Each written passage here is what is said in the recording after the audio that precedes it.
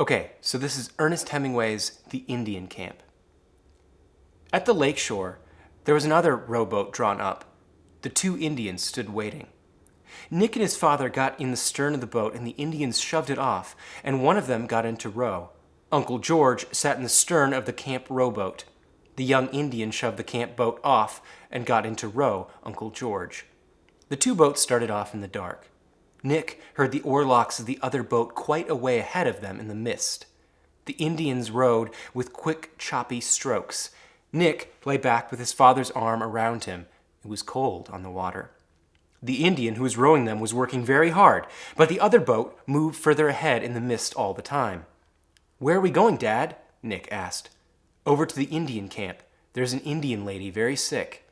"Oh," said Nick. Across the bay, they found the other boat beached. Uncle George was smoking a cigar in the dark. The young Indian pulled the boat away up on the beach. Uncle George gave both the Indians cigars.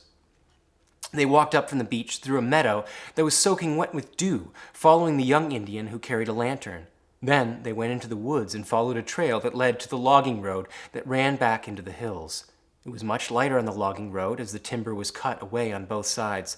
The young Indian stopped and blew out his lantern, and they all walked along on the road. They came around a bend, and a dog came out barking. Ahead were the lights of the shanties where the Indian bark peelers lived. More dogs rushed out at them. The two Indians sent them back to the shanties. In the shanty nearest the road, there was a light in the window. An old woman stood in the doorway holding a lamp. Inside on a wooden bunk lay a young Indian woman. She had been trying to have her baby for 2 days.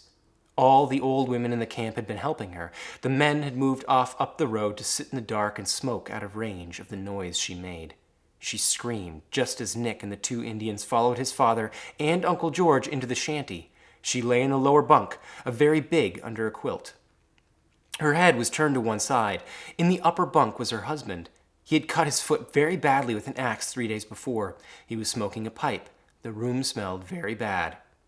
Nick's father ordered some water to be put on the stove, and while it was heating, he spoke to Nick. "This lady's going to have a baby, Nick," he said. "I know," said Nick. "You don't know," said his father. "Listen to me. When she is going through is called being in labor. The baby wants to be born, and she wants it to be born. All her muscles are trying to get the baby born. That is what happens when she screams." "I see," said Nick. Just then the woman cried out. "Oh, Daddy, can't you give her something to make her stop screaming?" said Nick. "No, I haven't any anesthetic," his father said. "But her screams are not important. I don't hear them because they are not important." The husband in the upper bunk rolled over against the wall. The woman in the kitchen motioned to the doctor that the water was hot. Nick's father went into the kitchen and poured about half of the water out of the big kettle into the basin. Into the water left in the kettle, he put several things he unwrapped from a handkerchief. "Those must boil," he said, and began to scrub his hands in the basin of hot water with a cake of soap he had brought from the camp. Nick watched his father's hands scrubbing each other with the soap.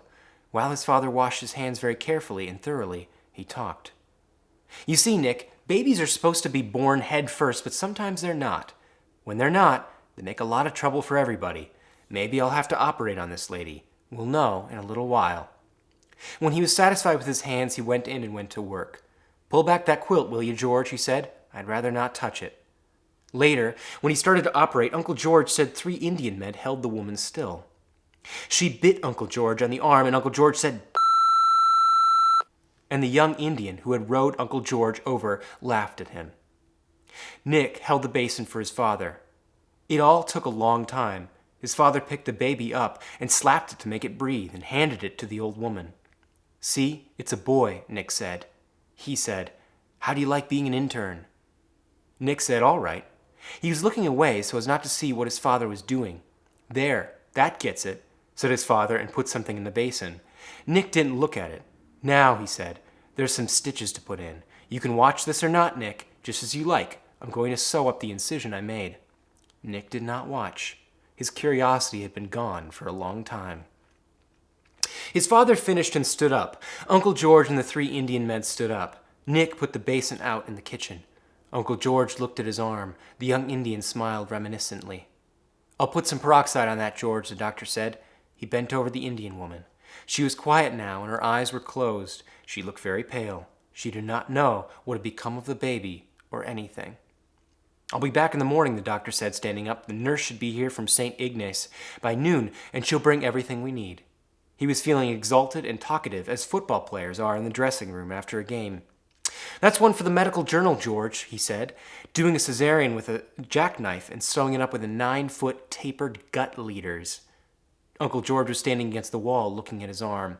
"Oh, you're a great man, all right," he said.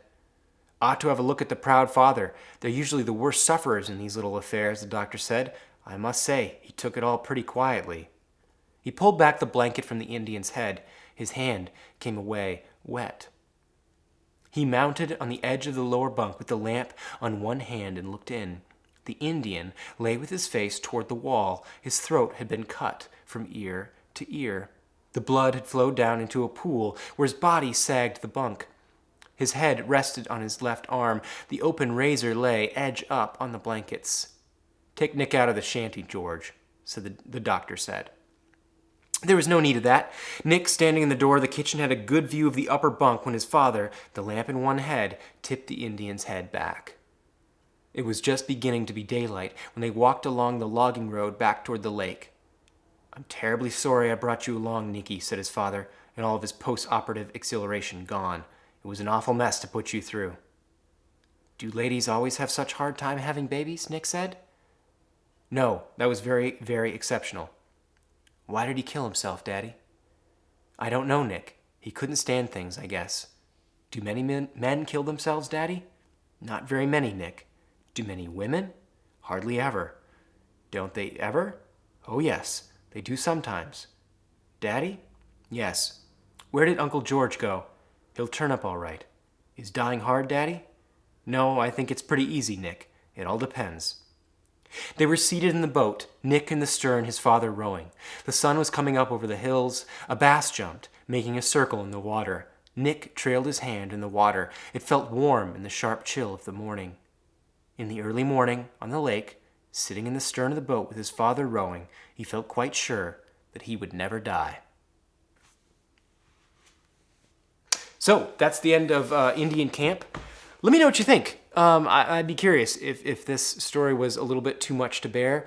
I know for me, it makes me squirm in certain places, in a lot of places actually, and I think that's kind of part of Hemingway's point. He knew that this was going to be something that he wants you to feel something, right? And yeah, it might be a little bit much in certain places, but he is certainly communicating the mood pretty effectively. So answer those questions in the Google form and let me know if you have any questions, okay?